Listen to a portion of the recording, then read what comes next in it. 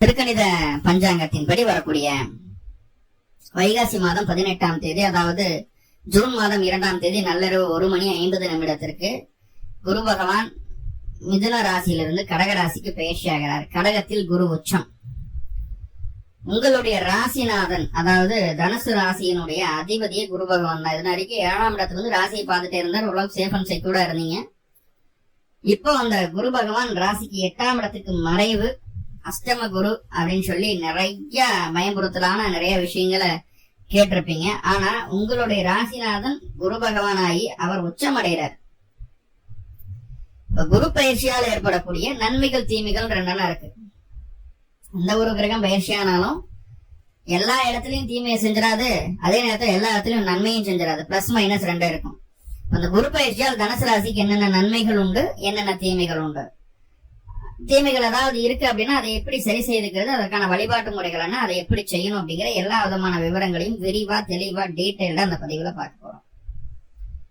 குரு பகவான் கடகராசிக்குள்ள பயிற்சி ஆகிறது ஜூன் மாசம் 2ஆம் தேதி. எகைன் அவர் கடகத்திலிருந்து சிம்மத்துக்கு பயிற்சி ஆவார் அதிசாரமா. அது அக்டோபர் 31 அன்னைக்கு அந்த பயிற்சி நடக்குது. எகைன் அவர் வக்ரமாகி வக்ர கதியில சிம்மத்திலிருந்து எகைன் கடகத்துக்கே போவார். அது எப்பன்னா ஜனவரி மாசம் 25ஆம் தேதி 2027, அடுத்த வருஷம். இதுதான் அந்த குருவோட நகர்வு. இதுதான் குருவோட நகர்வு. அதுக்கப்புறம் மறுபடியும் கடகத்துக்கு போனா மறுபடியும் குரு பயிற்சி ஆச்சுன்னா அது குரு பயிற்சியாவே எடுத்துக்கொள்ளப்படும். கடகத்துல இருந்து சிம்மத்திற்கு இப்ப எப்படி நம்ம பாக்குறோம் அதே போல.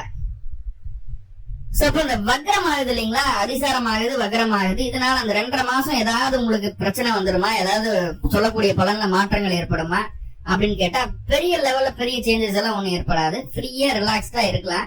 ஒரு 80% பலன் குரு உச்சம் பெற்ற குரு என்ன பலனை தர காத்திருக்கிறார் அதுதான் உங்களுக்கு தரப்போறாரு. அதுல எந்த மாற்றமும் இல்ல. தெளிவா இருந்துக்கணும். அப்புறம் அந்த அஷ்டம குரு பூரா பாதிப்பு தான் கொடுக்கும். எக்கனாமிக்கலா டவுன் பண்ணிடும். அது அந்த அளவுக்கு பயப்பட வேண்டிய அவசியமும் இல்லை. சில விஷயங்களை மட்டும் நம்ம கண்காணிச்சுட்டே வந்தோம், சில விஷயங்களை நம்ம செய்யாம தவிர்த்துக்கிட்டே வந்தோம் அப்படின்னா நம்ம ஃப்ரீயா இருக்கலாம். ரைட்? அப்படி என்னென்ன விஷயங்கள் என்ன ஏதுங்கிறத டேட்டா பார்க்க போறோம். அப்புறம் குரு பார்வைக்கு ஒரு பலன் உண்டு இல்லையா, அந்த குரு பார்வை என்ன செய்ய காத்திருக்கு அப்படின்னு சொல்லி பார்க்கலாம். 8ஆம் இடத்துல இருக்கக்கூடிய ஒரு குரு ராசிக்கு 12ஆம் இடத்தை பார்ப்பாரு, ராசிக்கு 2ஆம் இடத்தை பார்ப்பாரு, ராசிக்கு 4ஆம் இடத்தை பார்ப்பாரு. 4ஆம் இடத்துல இருக்கக்கூடிய சனி பகவானையும் பார்ப்பாரு. அப்ப அர்த்தராஷ்டம சனியினுடைய பாதிப்பு சுத்தமா குறைஞ்சு போச்சு தனுசு ராசிக்கு. இதுக்கு மேல நன்மை என்ன வேணும்? சுத்தமா குறைஞ்சு போச்சு. ராகுவும் கேதுவும் உங்களுக்கு சாதகமா இருக்கிறாங்க. சனிதான் கொஞ்சம் தொந்தரவு பண்ணிட்டு இருந்தது. சனியோட தொந்தரவையும் அந்த குரு பகவான் நியூட்ரல் பண்ணிடுவார். என்ன வேணும் அதுக்கு மேல? சரி, இப்போ அட்டமத்தில் இருக்கக்கூடிய குரு என்ன பலனா திறக்காதிருக்காரு. முதல்ல உங்களுடைய பிரச்சனைகளை மட்டும் நீங்க பார்க்கணும். உங்களுக்கு என்ன வேணும், என்ன செய்யணும், எதை பண்ணணும், எதை பண்ணக்கூடாதுங்கிறதுல ஒரு தெளிவு இல்லாம இருக்கும் இந்த குரு பயிற்சி ஆனதுக்கு அப்புறம். இதுக்கு முன்னாடி இருந்த தெளிவு இனிமேல் இல்லாம இருக்கும். அப்ப உங்களுடைய சுய முடிவுகளை, மிக முக்கியமான மாற்றங்களை உங்களுக்கு நல்லது நினைக்கக்கூடிய வெல்விஷரா இருக்கக்கூடிய நபர்கிட்ட டிஸ்கஸ் பண்ணிட்டு அவங்களோட ஒப்பீனியனும் கேட்டுட்டு அதுக்கப்புறம் அந்த முடிவு எடுக்கிறது நல்லது. தனிப்பட்ட சுய முடிவுகளை தவிர்த்து கொள்ள வேண்டும். ஃபர்ஸ்ட் உங்களை காப்பாத்திக்கிறதுக்கு உண்டான முதல் ஸ்டெப் இதுதான். சரி, 2வது நம்ம உண்டு நம்ம வேலையை உண்டுன்னு இருக்கணும். அடுத்தவனுடைய காரியத்துக்குள்ள உள்ள போகவே கூடாது. ஏன்னா போய் 8ல உட்காந்துருக்கு, 8ல உச்சமாகுது. அடுத்தவங்களுடைய குடும்பத்துல நம்ம போய் பஞ்சாயத்து பண்ணா அவங்க குடும்பம் நல்லபடியா ஆயிரும், நல்லா சேர்ந்துரும், பிடிச்சிரும் அப்படின்னு சொல்லி போட்டு நம்ம போய் பஞ்சாயத்து பண்ண கூடாது. ஆனா நம்மளுக்கு ஓவர் கான்பிடன்ட் மனசுக்குள்ள இருக்கும். நம்ம போய் பேசினா அங்க சரியாயிடும், நம்ம போனாவே அங்க ரெடி ஆயிடும் அப்படின்ற கான்பிடன்ட் இருக்கும். அந்த கான்பிடன்ட தயவு செஞ்சு மூட்டை அடி தூக்கி விசிறிடுங்க. ஆகாது. அதே போல ரொம்ப முக்கியமான விஷயம், இன்னொருத்தருக்கு நான் காசு கொடுத்து அந்த காசு திரும்பி ஒரு நினைச்சு தைரியமா கொடுப்பீங்க. முக்கியமா தனுசு ராசி மேக்சிமம் இந்த பினான்ஸ் பண்றது, சீட்டு போடுறது, சீட்டு அந்த மாதிரி எல்லாம் நடத்திட்டு இருக்கோம். கண்டிப்பா அதுல ஏதாவது ஒண்ணு அவங்க லைஃப்ல அது பண்ணாம போக மாட்டாங்க தனுசு. அப்படி இருக்கும்போது கான்பிடண்டா நம்ம கொடுப்போம். அவங்களுக்கு கொடுத்தா நம்மளுக்கு ரிட்டர்ன் வந்துடும், பல மடங்கு அதிகமா வரும். காசு வட்டி அதிகமா இருந்தாலும் பரவாயில்ல அப்படின்னு சொல்லி கேட்பாங்க. நம்பி கொடுப்போம், காசு ஏமாந்து போயிடும். சோ அது ஆகாது. சொந்தமா வந்தமா அண்ணன் தங்கச்சி யாரா இருந்தாலும் சரி வட்டி காசு காசு கொடுக்காதீங்க. 3வதா உங்களுடைய வண்டி வாகனத்தை யாருக்கும் ஓசு கொடுக்காதீங்க.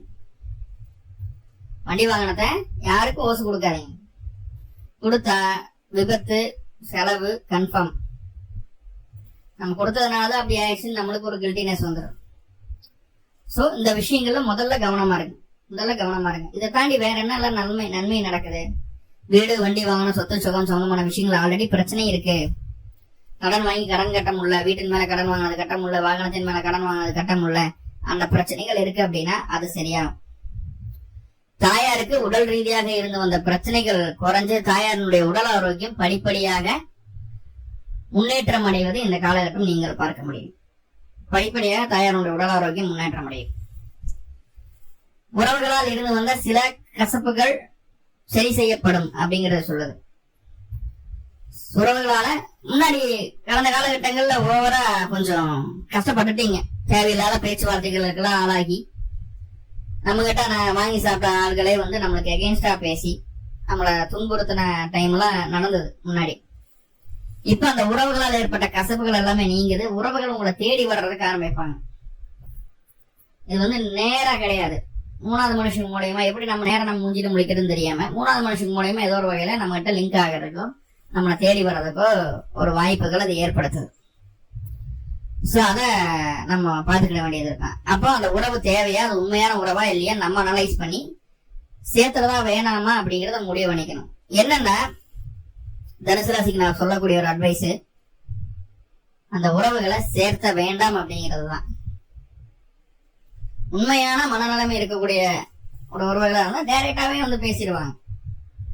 அதுக்கெல்லாம் தூதெல்லாம் விட மாட்டாங்க. தூது விடுற மாதிரியான ஒரு அமைப்புல இப்ப காட்டுது. சோ உறவுகிட்ட கவனமா இருங்க. நம்மளை தேடி வர்றாங்கன்னா நம்மளுக்கு ஏதோ ஒரு வகையில ஆப்பு வைக்க போறாங்கன்னு அர்த்தம். சோ அதுல கவனமா இருங்க அப்படிங்கறத சொல்லுது. வண்டி வாகனங்களை தனித்து இயக்க வேண்டாம். தொலைதூர பயணங்கள், முக்கியமா இரவு நேர பயணங்களை தவிர்த்துக் கொள்வது நல்லது. தனித்த இரவு நேர பயணங்களை துளாராசி என்பவர்கள் தவிர்த்துக் கொள்வது நல்லது. ரைட். ராசிநாதனே 8க்கு போறாரு. நம்மளேதான் பிரச்சனையை தேடி போவோம். ஆராயணமும் பண்ணிட்டு போறாங்க. நம்ம அதை போய் தடுத்து நிறுத்தணுங்கன்னு அவசியம் இருக்கு. நம்ம குடும்பத்தை நம்ம பார்க்கலாம், நம்ம வருமானத்தை நம்ம பார்க்கலாம், நம்ம குழந்தை குட்டியை நம்ம நல்லபடியா வளர்க்கலாம். நம்மளுக்கு 1008 பிரச்சனை இருக்குது அப்படின்ற எண்ணம் மனசுக்குள்ள வச்சுக்கிட்டீங்கன்னா போதுமானது. இந்த வரக்கூடிய அந்த அஷ்டம குருவினுடைய பாதிப்புகள் 1% கூட உங்களுக்கு ஒண்ணும் பண்ணாது. உங்களை தாண்டி நீங்க வெளியே யோசிக்கும் போதுதான் பிரச்சனை உங்களுக்குள்ள வருது அப்படிங்கறத நல்லா புரிஞ்சுக்கணும். சரி சார், இதெல்லாம் பண்ணிட்டோம், அதனால குருவினுடைய பாதிப்பு எங்களுக்கு இல்லையா, அஷ்டம குருவினுடைய பாதிப்பு இல்லையா அப்படின்னு கேட்டா, இந்த விஷயத்த மட்டும் ஸ்ட்ராங்கா பண்ணுங்க. எந்த விதமான காம்ப்ரமைஸ் இல்லாம இதை மட்டும் ஸ்ட்ராங்கா பண்ணுங்க. கண்டிப்பா மத்த 11 ராசிகள் ஜெயிக்கிறத விட தனுசு ராசி 200% நல்ல பிளேஸுக்கு போகும். அடுத்த வருஷம் இந்த டைம் குரு பயிற்சி ஆகிறதுக்குள்ள தனுசு ராசி அடுத்த லெவலை ரீச் பண்ணிடும். நீங்க எந்த லெவல்ல பிரச்சனைகளை சந்திச்சாலும் சரி, கண்டிப்பா அதுல இருந்து பிரச்சனைகளுக்கு தீர்வு கிடைச்சு அதுல இருந்து மேல குருவாயி போறத உங்களால பார்க்க முடியும். அதுக்கு ஒரு ஆதாரமான ஒரு விஷயம் என்னன்னு பாத்துட்டீங்கன்னா, எதனால நீங்க பிரச்சனையில சிக்கினீங்க, அந்த பிரச்சனையிலிருந்து வெளியே வர்றதுக்கு என்ன வழி, அதை எப்படி செய்யணும் அப்படிங்கிற எல்லா விதமான விஷயங்களையும் குரு பகவான் வெளிச்சம் போட்டு காட்டிடுவார். யாரோ உங்களுக்கு தெய்வம் போல ஒருத்தர் உங்களை கைட் பண்ணுவாங்க. இதை பண்ணு, இதை பண்ணா, அதை இப்படி பண்ணா அதுல பிரச்சனை ஆயிடும், இதை பண்ணா அதுல இருந்து வெளியே வந்துடலாம், எது வேணுமோ அதை பண்ணு, எது வேணாமோ அதை விடு அப்படின்னு சொல்லி உங்களை ஒருத்தர் கைட் பண்ணுவாங்க தெய்வம் போல.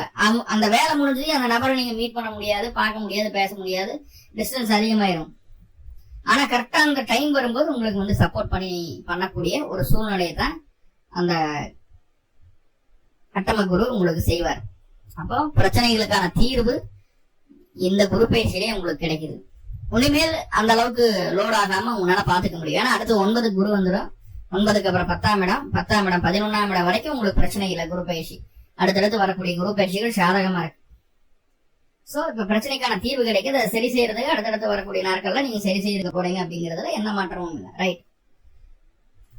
வேற அப்படின்னு சொல்லி பார்க்கும்போது, சார் இது நாள் வரைக்கும் உங்களுடைய திறமைக்கான அங்கீகாரம் கிடைக்காம இருந்தது, இப்ப என்னன்னா உங்களுடைய திறமை மறைக்கப்படும். வேற ஏதோ விஷயத்துல நீங்க ஒரு புகழ்பெற்ற ஒரு நபரா தெரிவிங்க மத்தவங்களுக்கு.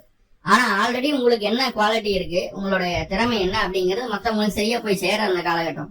ஏதோ ஒரு வகையில நம்ம ஃபேமஸ் ஆனா போதும், ஏதோ ஒரு வகையில நம்ம டெவலப் ஆனா போதும், இருந்த கஷ்டங்கள் தீர்ந்தா போதும்னு சொல்லி அந்த விஷயத்தையும் நம்ம அக்செப்ட் பண்ணிக்குவோம். ஓகே, இதெல்லாம் குரு அட்டமத்துல இருந்தா கவனமா இருக்க வேண்டிய விஷயங்களையும் சொல்லிட்டேன். பின்ன பிரச்சனைகள் இருந்தா தீர்வுகளும் கிடைக்கும்னு சொல்லிருக்கு. இப்ப குருவோட பார்வை முதல்ல 2ஆம் இடத்துக்கு குடும்பம் அமையாத தனுசு ராசி என்பர்கள் அல்லது குடும்பம் ஆல்ரெடி அமைஞ்சு சண்டை சச்சரவுகளோட பிரிந்திருக்கக்கூடிய தனுசு ராசி என்பர்களுக்கு இந்த காலகட்டம் குடும்பம் ஒன்று சேருவதற்குண்டான வாய்ப்புகளை ஏற்படுத்தி தரும். கண்டிப்பா ஒன்று சேர வைக்கும். ரெண்டாவது, குடும்ப ஒற்றுமை அதிகரிக்குது. ரெண்டாவது அப்படின்னு பாத்துட்டீங்கன்னா மிக முக்கியமான விஷயம் என்ன அப்படின்னு பாத்துட்டீங்கன்னா, குடும்ப உறுப்பினர்கள்ல யாரு கல்புரட்டு, அதாவது கூட இருந்துட்டே குடி வரைக்கக்கூடிய குடும்ப உறுப்பினர் யாருங்கிறது அந்த காலகட்டம் தெரிஞ்சிடும். நம்ம கிட்ட நல்ல வயசு போட்டு நம்மளுக்கு எகென்ஸ்ட் செயல்படுவாங்க வெளியில போய். சோ அந்த ஒரு கருப்பாட அந்த காலகட்டம் கண்டுபிடிச்சிருவீங்க. ரொம்ப ரொம்ப முக்கியமான விஷயம், கண்டிப்பா தெரிஞ்சிடும். சரிங்களா? இதனால வரைக்கும் நம்மகிட்ட நல்ல பேர் வாங்கின அந்த நபர் யாரு என்னங்கிறது தெரிஞ்சது, துரோகி யாருங்கிறது தெரிஞ்சிடும். மூணாவது, உங்களுடைய பழக்க வழக்கங்கள், தவறான வழியில போயிட்டு இருக்கக்கூடிய உங்களுடைய பழக்க வழக்கங்கள் சீர்படுத்தப்படும். உடம்ப நல்லபடியா பாத்துக்கணும்னு நினைப்போம், ஹெல்த் ரிலேட்டடா சரியா இருக்கணும், சரியா வாக்கிங் போகணும், சரியா எக்ஸசைஸ் பண்ணணும் அப்படிங்கிற அந்த எண்ணம் மாறிடும். அதுக்குள்ள போயிடுவோம். டெய்லி காலையில் நேரமே தெரிக்கணும், வாக்கிங் போகணும், பிடிக்கணும், அந்த எண்ணம் வந்துடும். தேவையில்லாத உணவுகளை எடுத்துக்கொள்ள கூடாது. உடம்புக்கு எது ஆரோக்கியமான உணவுகளோ அதை எடுத்துக்கணும் அப்படிங்கிற எண்ணம் வந்துடும். ரெண்டாவது. மூணாவது, எங்க எதை பேசணும், எங்க எதை பேசக்கூடாதுங்கிறத தெரிஞ்சு புரிஞ்சு பேச ஆரம்பிச்சிருவீங்க. மூணாவதா, சொன்ன வாக்க காப்பாத்துறதுக்கு உண்டான ஒரு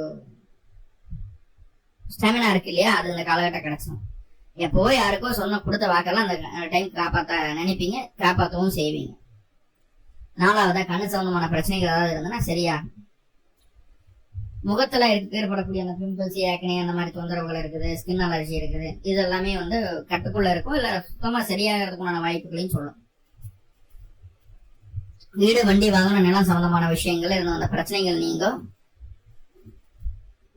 தொழில் ரீதியாக சின்ன சின்னதா இன்வெஸ்ட்மெண்ட் பண்ணலாம் அப்படிங்கிற ஒரு எண்ணம் வரும். புதுசா ஷேர் மார்க்கெட்ல ஒரு அக்கௌண்ட் ஓபன் பண்ணுவீங்க. லாங் டேர்ம் இன்வெஸ்ட்மெண்ட் சஜஸ்ட் பண்றேன் நான். ஷார்ட் டேர்ம் இன்வெஸ்ட்மெண்டா இருக்குது அப்படின்னா அதை பண்ணாதீங்க அப்படின்னு சொல்லுவேன். என்னதான் குருவினுடைய பார்வை 4ஆம் இடத்துக்கு இருந்தாலும் அங்க சனி அப்படின்னு சொல்லக்கூடிய கிரகம் இருக்கு, இல்லைன்னு சொல்லல. ரெண்டாவது, குரு அட்டமத்துல இருந்து அதை பாக்குறாரு. 4ஆம் அதிபதிவை 8க்கு போயாச்சு. அப்ப புது இன்வெஸ்ட்மெண்ட்டை தவிர்த்துக்கிறது நல்லது. பெரிய லெவல்ல இன்வெஸ்ட் பண்ணாம சின்ன சின்ன லெவல்ல பண்ணலாம். ஆனா முக்கியமா சனியினுடைய அமர்வுக்கு குருவினுடைய பார்வை 4ஆம் இடத்துக்கு இருக்கிறதுனால உங்களுடைய நாலேஜ, உங்களுடைய அறிவை இன்வெஸ்ட்மெண்ட் பண்ணலாம். கண்டிப்பா சக்க லாபம் கிடைக்காதுல, அதுல எந்த மாற்றமும் இல்லை. ரைட்? உறவுகள்கிட்ட கொஞ்சம் கவனமாவே இருங்க. சரி, இப்ப என்னென்னவெல்லாம் செய்யக்கூடாது? அதிகமான ஆசை. 11ஆம் இடத்திற்கு குருவினுடைய பார்வை முன்ன இருந்தது, இப்ப கிடைக்கல. முன்ன இருந்த மாதிரியே நிறைய ஆசைப்பட்டா அது போலயே நடக்கும் அப்படின்னு சொல்லி ஒரு அப்பாசை இருக்கக்கூடாது. இருக்கிறதும் காலி ஆயிடும். மூத்த சகோதரம், பாலிய நண்பர்கள் மூலமாக கசப்பான அனுபவங்களை கிடைக்குமே தவிர நல்ல அனுபவங்கள் கிடைக்காது. சோ அப்ப அந்த உறவுகள் கிட்ட கொஞ்சம் கவனமா இருங்க. ரெண்டாவது, சுய சிந்தனை அதிகரித்துக் கொண்டு நான் தான் பெருசு, எனக்கு எல்லாமே தெரியும் அப்படின்ற அந்த என்ன சொல்ற அந்த மிதப்பை விட்டுறணும். இந்த காலகட்டம் அதை விட்டுறது ரொம்ப ரொம்ப முக்கியம். அது ஏன்னா நம்மளை மட்டுமே சிந்திச்சுக்கிட்டு கிடைக்கக்கூடிய நன்மைகளை இங்க விட்டுருவோம்.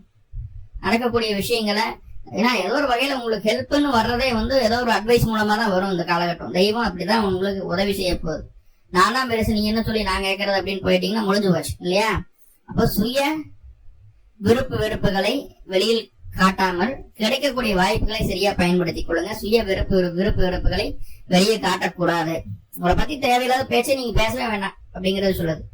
சரி, மூணாவதா, புதிய மாற்றங்களை தவிர்க்க வேண்டும்.